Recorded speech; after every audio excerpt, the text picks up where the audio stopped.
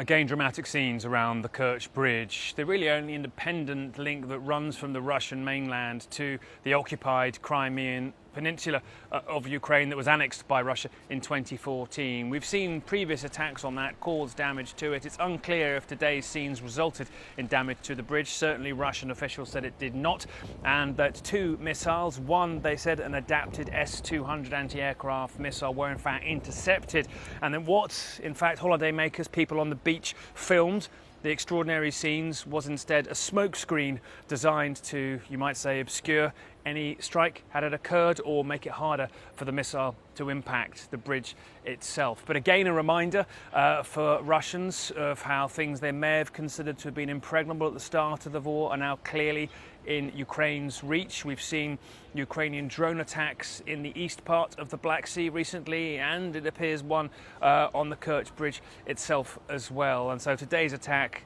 another reminder that if Ukraine is finding the southern counter-offensive moving at a slower pace than it would like, it's still able to hit key parts of Russian infrastructure, it seems, at will, even if today's attack wasn't successful.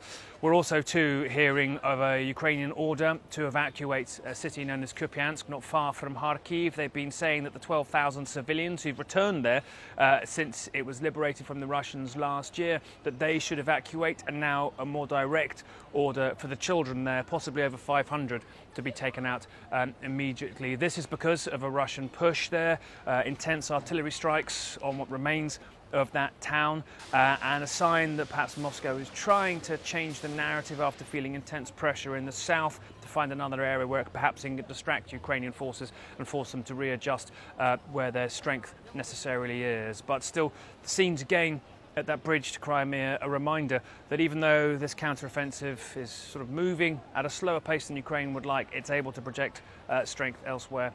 Nick Payton-Walsh, CNN, Dnipro, Ukraine.